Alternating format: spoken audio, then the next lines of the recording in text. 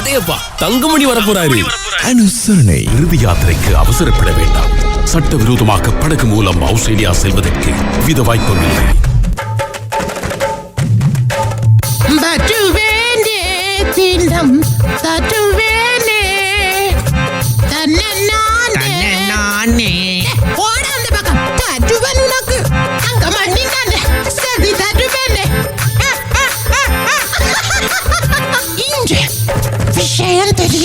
Thangamani skier. Good morning Thangamani, எப்படி இருக்கீங்க?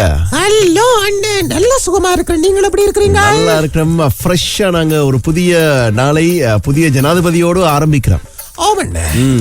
புதிய நாள், புதிய ஜனாதிபதி, புதிய வாரம், புதிய முயற்சிகள், புதிய எதிர்காலம், புதிய இலங்கை என்று சொல்லி எல்லாமே புதுசாக நடக்க போகிறது என்று நினைக்கிறோம். நல்ல குட் ஸ்டார்ட்டா இருக்கணும் என்று சொல்லி நாங்க எதிர்பார்க்கிறோம். அப்படியே நடந்தது என்று சொல்லி சொன்னா எங்களுக்கு சந்தோஷம். அந்த மாதிரி ஒரு ஒரு நல்ல விஷயம். சந்தோஷம், அவங்களுக்கும் சந்தோஷம். என்ன அடுத்த 5 வருஷத்துக்கு நாங்க போடுவோம்.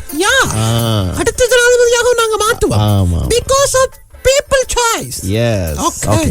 வீரகேசரி பத்திரிகை எங்க பார்த்தாலும் அனுரா அவர்களுடைய புகைப்படம் சுமந்த செய்தியாகவே எல்லா செய்திகளும் வந்திருக்கிறது. சமூக வலைத்தளங்கள் சாதாரணமா எங்கட ஃப்ரெண்ட் லிஸ்ட்ல இருக்கிற ஃப்ரெண்ட்ஸோட ஸ்டோரியை போய் பார்த்தாலும் அங்கேயும் அனுரா சிரித்தபடி இருக்கிறார். ஓகே, இந்த மாதிரி பல விஷயங்கள் நடந்து கொண்டிருக்கக்குள்ள அனுரா மீதான அலை எப்படி திடீரென்று இப்படி சுழன்றடித்தது என்று சொல்லி பலருக்கும் ஆச்சரியம். அது அலை இல்ல, சுனாமி என்று சொல்லி கூட Facebookல போஸ்ட் பார்த்திருந்தார். உண்மையாவா? ஓகே, அப்படி அடிச்சதான் இறுதி நேரத்துல எல்லாரும் ஓட்டு போட வச்சாங்க தானே. இந்த மாதிரி ஜனநாயக முடிவுகள் சரியாக எடுக்கப்படுகின்ற போது அல்லது இந்த எல்லாரும் ஒட்டுமொத்தமா சேர்ந்து ஒரு முடிவுக்கு வாராது என்றது நல்ல விஷயம். என்ன? ஆமா, அது நல்ல விஷயம் தான். மாற்றம் ஒன்றை மக்கள் எதிர்பார்த்திருக்கிறார்கள். எனவே அந்த மாற்றம் நல்ல மாற்றமாக, மக்கள் எதிர்பார்த்த மாற்றமாக எதிர்காலத்தில் மக்களுக்கு கிடைத்தால் அது மகிழ்ச்சி தான். வீரகேசரியினுடைய பிரதானமான தலைப்புச் செய்தி, அனுரவுக்கு அமோக வெற்றி, சாதனை படைத்தது தேசிய மக்கள் சக்தி, பிரதான வேட்பாளர்கள் பெற்ற வாக்குகள் என்று சொல்லி வாக்கு விகிதம் இங்கே வந்திருக்கின்றன. எவரும் 50 வீத வாக்குகளை பெறாதால் விருப்பு வாக்குகள் எண்ணப்பட்டு ஜனாதிபதியாக அனுரா தெரிவு செய்யப்பட்டிருக்கிறார் என்று சொல்லி சொல்லப்படுது. அனுராவுக்கு இப்ப 56 வயசு. 1968 11-24 பிறந்திருக்கிறார். திசாநாயக்க முதலியன் சலாஹே அனுரகுமார திசாநாயக் என்றது அவற்றை முழு பேர். பிறந்த இடம் தம்புத்தேகம, அனுராதபுரம். ஆரம்ப கல்வியை காமினி வித்தியாலயம் தம்புத்தேகமையில படிச்சிருக்கிறார். அதே மாதிரி உயர்கல்வி தம்புத்தேகம மத்திய கல்லூரி, பட்டப்படிப்பு இயற்பியல் அறிவியல் பட்டதாரியம். பழனியில கலனி பல்கலைக்கழகமா. 1987 மக்கள் விடுதலை முன்னணியில் மாணவ செயற்பாட்டாளராக இணைந்திருக்கிறார். இப்ப 2019 ஜனாதிபதி தேர்தலில் மக்கள் விடுதலை முன்னணியின் வேட்பாளராக போட்டியிட்டார். 2024 ஜனாதிபதி தேர்தலில் ஜனாதிபதியாக மாறி இருக்கிறார். இந்த வளர்ச்சி என்பது இப்படித்தான் அவற்றை என்னதுன்னா அது என்ன சொல்றது, அவருடைய அந்த வளர்ச்சி மிக சிறப்பாக கிராஃப் சரியான ஸ்ட்ராட்டஜில வந்திருக்கு. 24-25 வருஷமா அரசியலையும் இருக்கிறார் அவர். அதனால அனுபவம் கொண்ட ஒருவர் தான். பிரதமராகிறார் ஹரிணி அமரசூரிய என்ற செய்தி வந்திருக்காங்க. ஜனாதிபதியாக இன்று பதவியேற்கிறார் அனுர. 15 அமைச்சுக்களின் செயலாளர்களும் இன்றைக்கு நியமிக்கப்படுவினோம். அதாவது டக்கண்டு வந்த உடனே எல்லாம் சடதியாக நாட்டை பொறுப்பேற்று உடனடியாக நடத்த வேண்டியது இப்பொழுது அவர்களுடைய கட்டாயம். எனவே ஸ்ரீமாவோ பண்டாரநாயக்கவுக்கு பிறகு இப்பொழுது ஹரிணியும் ஒரு புதிய பெண் பிரதமராக இப்பொழுது வரப்போகிறார். அவருக்கு உங்களுடைய ஸ்பெஷலான வாழ்த்துக்கள் போய் சேர வேண்டும். அனைவரினதும் வெற்றி, வாருங்கள் கைகோர்ப்போம். ஜனாதிபதியாக தெரிவு செய்யப்பட்ட அனுரகுமார திசாநாயக்க சொன்ன செய்தியும் வந்திருக்கின்றன.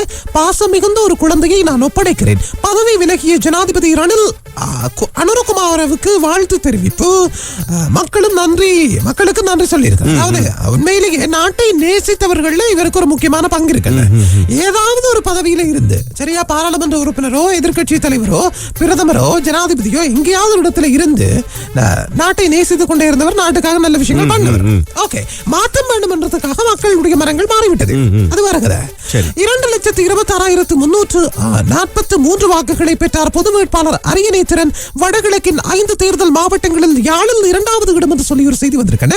அரியநேத்திரனை பொறுத்த வரைக்கும் நேற்றைய தினம் மக்கள் உண்மையிலேயே அரியநேத்திரனுக்கு இவ்வளவு பெரிய வாக்குகள் கிடைக்கும் என்று கூட யாரும் எதிர்பார்க்க இல்ல. அதாவது தமிழ் மக்கள் தங்களுடைய ஒற்றுமையை காட்டியிருக்கிறார்கள் இந்த வாக்கின் மூலமாக. காரணம், நாமல் ராஜபக்ஷ ஒரு பெரிய கட்சியாக இருந்த நாமலை விட, அதுவும் அவர் ஒரு அரசியல் வாரிசு, அரியநேந்திரனுக்கு இங்கே அதிக வாக்கு வாக்குகள் கிடைத்திருக்கின்றமை தான் இங்கே மகிழ்ச்சியான ஒரு ஆச்சரியமிக்க ஒரு விஷயம். கட்டாயம் எங்கட தமிழ் ஜனம் வந்து இந்த விஷயத்திலேயாவது கொஞ்சம் யோசிச்சிருக்கு என்று சொல்லி ஒரு சந்தோஷம். ஆனால் எனக்கு இன்னொரு ஆச்சரியம் தெரியுமா, வன்னி மாவட்டத்திலையும் அனுரகுமார திசாநாயக்கவுக்கு அமோகமான வாக்குகள் வந்து பதிவு செய்யப்பட்டது. நிறைய தமிழிடங்கள்ல அனுரவுக்கு நிறைய வாக்குகள் கிடைத்ததை அவதானித்திருந்தோம். எனவே அது ஆச்சரியப்படுறது கொண்டுமில்லை. அவர்களும் தமிழ் மக்களும் மாற்றத்தை எதிர்பார்த்திருக்கிறார்கள். ஆனால் இரண்டாவது மூன்றாவது வாக்கை தமிழ் தரப்புக்கும் வழங்கி இருக்கிறார்கள் என்பதுதான் இங்கே நாங்கள் அவதானித்த ஒரு விஷயம். நல்ல கட்டிக்காய தமிழ் மக்கள் தேர்தல் சட்டத்திற்கு அமைய விருப்பு வாக்கு எண்ணப்படவில்லை, ஜனநாயகத்தை விமர்சனத்துக்கு உள்ளாக்க மாட்டோம், ஐக்கிய மக்கள் சக்தி சொல்லியிருக்கேன்.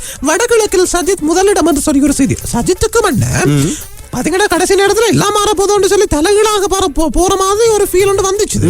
ஆனா அது கடைசி நேரத்துல திரும்ப முதல்ல இருந்து வந்துச்சு. ஆமா, எனவே வரலாற்றுல முதல் தடவையாக இப்படி ஜனாதிபதி ஒருவரை முதலாவது இரண்டாவது விருப்பு வாக்குகளை வைத்து எண்ணி தெரிவு செய்யப்பட்ட ஒரு சந்தர்ப்பமாக மாறியிருந்தது. அது சஜித் பிரேமதாசவுக்கு சில நேரங்களில் இறுதி நேரத்தில் வாய்ப்பு இருக்குமோ என்று சொல்லி எல்லாம் பேசப்பட்ட போது உடனடியாக அனுரகுமார திசாநாயக்கனுடைய பாராளுமன்ற உறுப்பினர் அவரோடு இருக்கக்கூடிய பாராளுமன்ற உறுப்பினர்கள் சொல்லியிருந்தாங்க, கிட்டத்தட்ட 1.3 மில்லியன் லீட்ல நாங்க இருக்கிறோம், இனி மாறப்போ எதுவும் கிடையாது, எங்களுடைய வெற்றி உறுதி, நம்புகின்றோம் ஆழமாக என்று சொல்லி கூட மதிய பொழுதில் நேற்றைய தினம் சொல்லியிருந்தாங்க. இன்னும் இரவு பொழுது அல்லது மாலை பொழுதுல இது உறுதியாக எங்களுக்கு தெரிந்தது.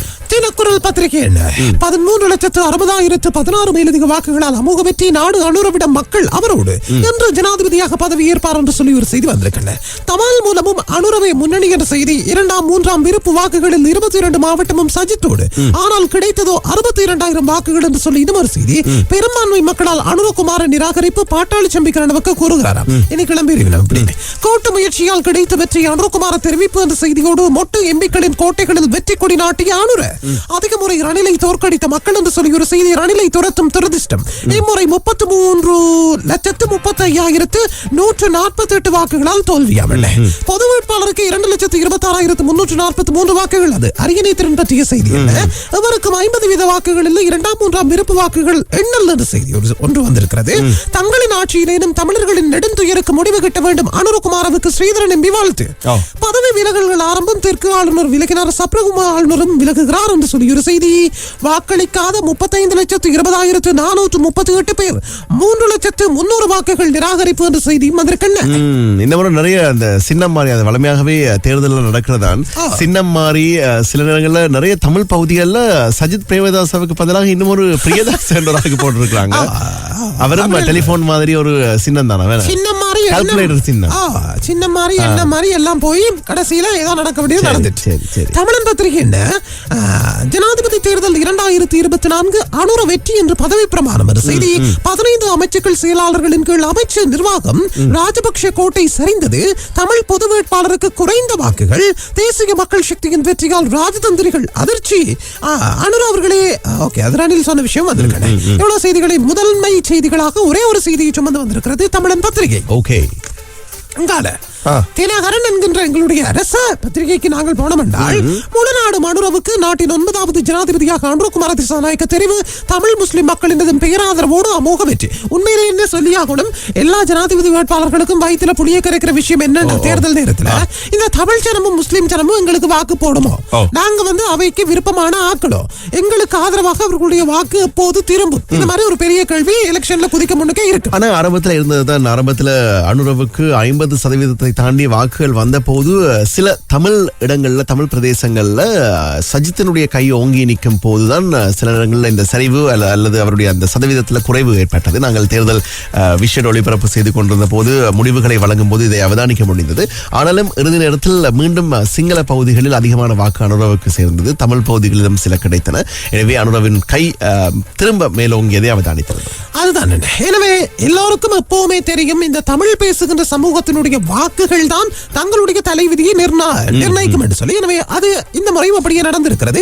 அனுர ஏகோபித்த தமிழ் பேசுகிற மக்களுடைய ஆதரவோடும் வந்திருக்கிறார். சரியோ, ஓகே. இதான் இன்றைக்கு தினகரன் பத்திரிகையினுடைய பிரதானமான செய்தியாக இருக்கிறது. தமிழ் மக்கள் சில நேரங்கள்ல ஒரே ஒரு வேட்பாளருக்கு தான் போடுவார்கள், ஆனால் இம்முறை கொஞ்சம் வாக்குகளை பரவி போட்டிருக்கின்றமே மகிழ்ச்சியானது. இதைவிட முக்கியமாக சஜித் பிரேமதாசும் ரணில் விக்ரமசிங்கவும் ஒன்றாக இருந்திருந்தால் சில நேரங்களில் ஐக்கிய தேசிய கட்சியாக வெற்றி பெற்றிருக்கிறார். ஆனால் பிரிந்தது பல இடங்கள்ல என்ன ஒன்று உடைகிறது என்று சொல்லி சொன்னா நிறைய இழக்க வேண்டி இருக்கு. சரியோ, ஜனாதிபதியாக பதவியேற்க உள்ள அனுகுமார திசாநாயக்கவுக்கு அலிசப்ரி வாழ்த்து தெரிவிப்பு. இது எலெக்ஷன் முடியும்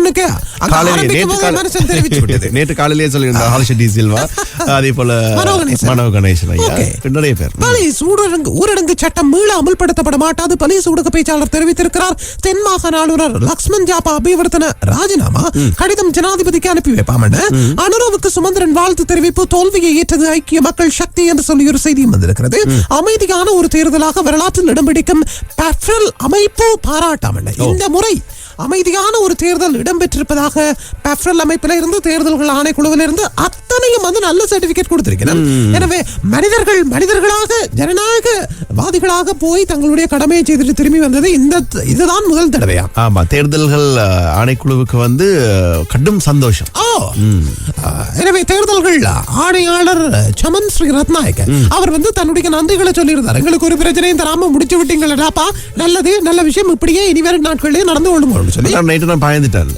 இப்ப எங்களுடைய ஆணைக்குழுவினுடைய நேற்றைய தினம் அவங்களுடைய இறுதி அறிவிப்பு இருந்ததானே, இறுதி அறிவிப்புல நன்றியுரை சொல்ல ஆரம்பிச்சுட்டாங்க. நான் நினைச்சு நாளைக்கு ஆயிடுமாக்குவேன் சொல்லி அப்படி கூடிட்டாங்க. எனவே எங்களுடைய அச்சுதரனா இருக்கிறது சொன்னா சொல்லுவார், அடுத்த முறை கொஞ்சம் ஷோட் பண்ணுங்க நன்றியுரைன்னு சொல்லி.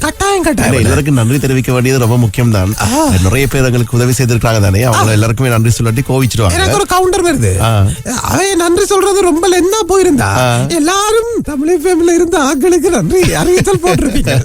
சரியா, நல்லா செய்திருந்தாங்க. இந்த முறை தேர்தல் ஆணைக்குழுவுக்கு எங்களுடைய வாழ்த்துக்கள்.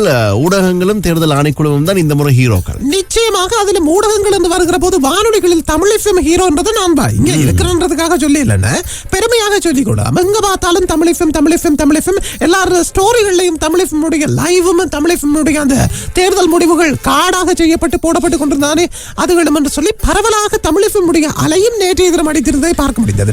நிச்சயமாக, அதாவது முதல் தடவையாக வானொலிகளில் இவ்வாறு ஒரு டிவி செட்டப்ல ஒரு டிவி ப்ரொடக்ஷன் ஒன்றை வழங்கியிருந்தோம், டிஜிட்டல் நேரலையாக. எனவே அதையும் பார்த்து ரசித்திருந்தார்கள். நிறைய கலந்துரையாடல்கள், அரசியல் பிரமுகர், அதாவது அரசியல் ஆய்வாளர்கள் கலந்து கொண்ட, பொருளியல் ஆய்வாளர்கள் கலந்து கொண்ட நிறைய கலந்துரையாடல்களையும் கேட்டிருந்தார்கள். இனி இலங்கை எப்படி இருக்க போகிறது, என்ன மாதிரியான மாற்றங்களை எதிர்பார்க்கலாம் என்று சொல்லி பல விஷயங்களை நாங்கள் நேற்றைய தினம் பேசியிருந்தோம். சிறப்பு தேர்தல் ஒளிபரப்பில் முந்திக்கொண்டு முடிவுகளையும் நாங்கள் விரைவாகவும் தெளிவாகவும் வழங்கியிருந்தோம். எனவே சந்தோஷம். கட்டாயம் அதுக்கு நான் வாழ்த்துக்களை சொல்லிக் கொடுறேன். இந்த மாதிரி ஹார்ட் ஒர்க் போடுறது எல்லாருக்கும் மேலாது. எனவே எங்களுடைய பணிப்பாளர் ஓஷியா அரோஜன், அதே மாதிரி சக்சி அண்ணா, ரமேஷ் அண்ணா, கவிராஜ், செய்தி அறையில் இருக்கிற பல பேர் என்று சொல்லி எல்லாரும் வந்து நல்ல கடுமையாக உழைத்து அருமையாக ஒரு நல்ல பிரதிபலனை எடுத்து கொடுத்திருக்கிறீர்கள். வாழ்த்துக்கள் உங்களுடைய டீமுக்கு. தெரியும், தங்கமணிக்கு வர முடியல, தங்கமணி செய்திகளை கொண்டு வரதுல தங்கமணிக்கும் பெரும் பங்கு இருக்குத்தானே. எங்களுடைய வாழ்த்துக்களும் உங்களுக்கு. கட்டாயம். அடுத்து இன்னொன்றையும் சொல்லி ஆகணும். இந்த தேர்தல் நேரத்தில் வந்து 80s 90s பாட்டுகள் எல்லாம் போய் கொண்டிருந்தன தமிழ் எஃப்எம்ல. ஐயோ சிறப்பு, புது பாட்டுகள் காதுகளுக்கு எரிச்சலாக இருக்கும் என்று சொல்லி நாங்க யோசிக்கிற நேரத்தில் இந்த அருமையான பாடல்களை அந்த பொற்காலத்தை வந்து திருப்ப எங்களுக்கு கொடுத்ததற்கு அதற்கும் தமிழ் எஃப்எம்முக்கும் உங்களுடைய டீமுக்கும் நன்றிகளை சொல்லிக் கொண்டு நான் போயிட்டு வரேன். நன்றி, வணக்கம். கொஞ்சம் பாருங்க, ஏதாவது ஒரு நல்ல இது போடுமில்ல, எல்லாரும் பார்த்து பழகிறதாக இருந்தால் எங்க என்ன எப்படி செய்யணும்ன்றதை வந்து தமிழ் எஃப்எம் டீமையும் தமிழ் எஃப்எம் உடைய அந்த சிஸ்டங்களையும் பார்த்து பழகுங்கள் என்பதை சொல்லி கேட்டேன். போட்டுட்டீங்களா? எனக்கு நித்திர வரும். மீண்டும் நாளைக்கு சிறப்போடும் இன்னும் அதிகப்படியான செய்திகளோடும் வந்து உங்களை சந்திக்கிறேன். நன்றி, வணக்கம். நன்றி.